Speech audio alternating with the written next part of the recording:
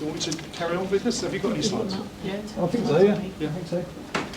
Before I start, I'd like to say I'm terrible at public speaking, so please bear with me. Swear a lot. If I swear, it's unintentional for the camera. So, Football Playing Field. Our facilities are provided and maintained and ran by Football Playing Field Committee. We're a voluntary body. I'll put that because I think it's quite important. Every organisation tonight speaking are all volunteers, and that's one thing I think a lot of people take for granted in every village, in every community. And I think that's one thing we need to really emphasise on tonight. Okay, we're a registered charity and have been for some time. So the playing field. The playing field is home to a full-size football pitch, was full-size rugby pitch at one point. We rent a second field, which is sometimes known as the farmer's field, was the farmer's field, which is, we rent that off Cherwell Council, and that gets used by football teams, a lot of minis and juniors, and it gets used for the festival and scouting activities and a lot of stuff that goes on. We've got a small sports pavilion, changing facilities and showers, which is used regularly. Children's and teenage play park. We've got the Scout Hut, which Fiona mentioned earlier, which is maintained by the 1st Football Scout Group. And we've got car parking, and when people sensibly park, we can get 55, maybe 60 cars in there, but as you know, probably only 30 sometimes, most of the time. Next slide. Our facilities, who are they used by? In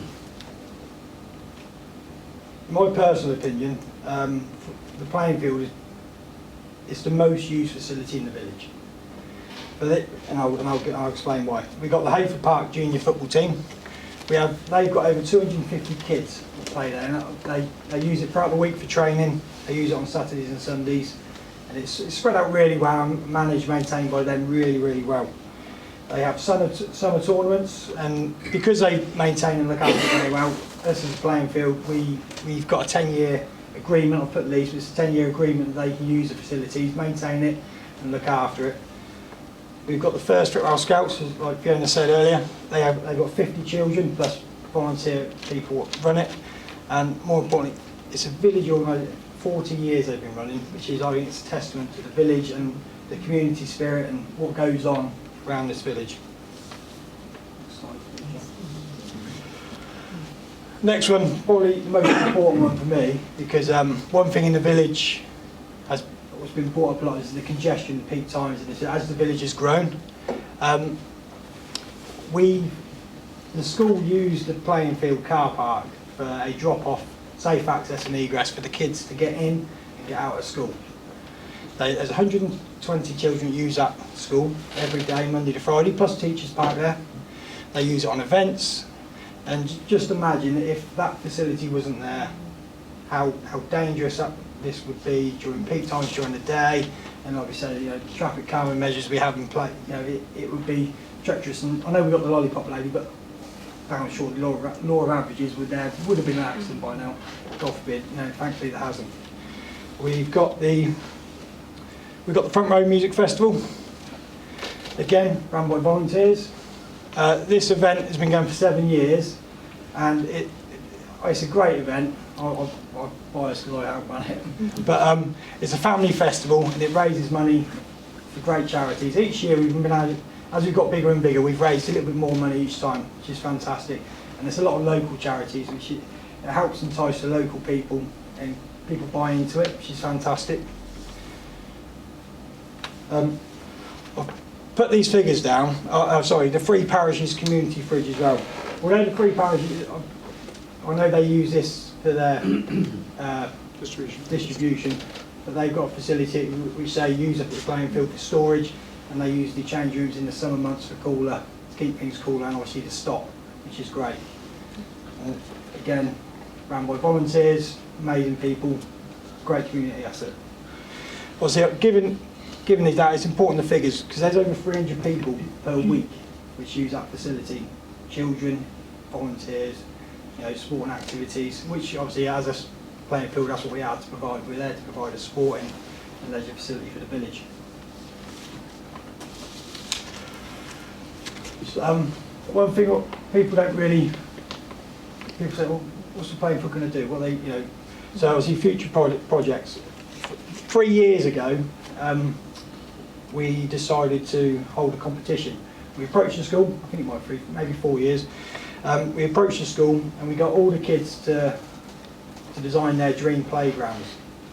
And with that in mind, obviously it's great designs, ain't what zoos, ain't what everything there, but a lot of the things that come back was the zip wire, which is the in thing currently still, and at the time, which was a new addition to playgrounds, was a basket swing.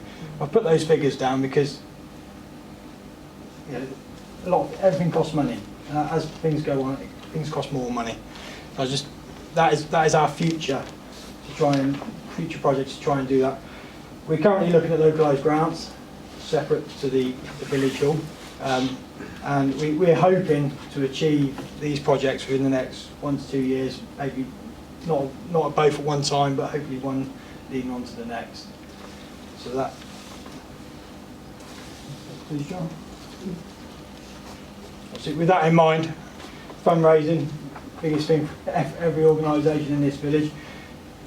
The playing field recognise that we need a new village hall.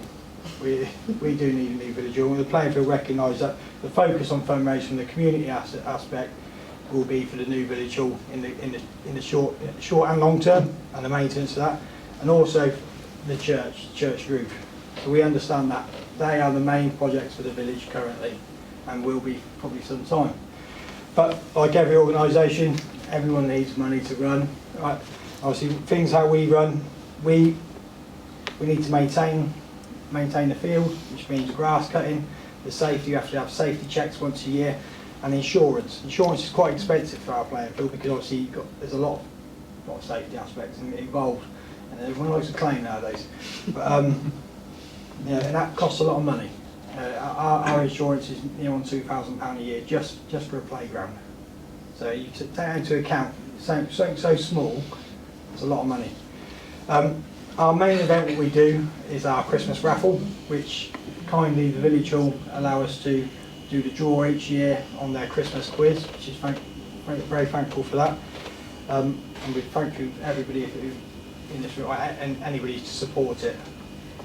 It's really appreciated. Like I've said already 3 times tonight, every organisation in this village is run by volunteers, and that, for me, that's why I wanted to speak tonight, because it's one thing that gets forgotten quite a lot. Everyone's not quick to jump down each other's throat, but everyone's quick to forget that sometimes, especially in community-minded things. And us as a village run, we need help as well. And sometimes that could be from being involved in the committee, or that could be from walking up the field with a kid and spotting something and going, that needs doing, or that could be improved, or you've got an idea, and just letting us know. We can't, us as members, we can't be up there all the time, and sometimes just letting us know could be, that's more help than anything. Does that make sense? Mm-hmm. Brilliant. That in mind, if you feel like you wanted to get involved, we said this for the 3rd time, we have our meetings once every 1 to 2 months. It's not, as the winter months draw on, we don't need to meet as much. Our next meeting is on the 27th of November, it's at the Fritwell Scout Hut. And for anybody who wants to pass any feedback or anything else on, next slide is our... No, it's not. The next slide, which I'm holding up now. That's our email address. So it's up at the playing field. So if anybody wants to get in contact and give us any feedback, how we can improve, more importantly, it'd be great to hear from you. So thank you.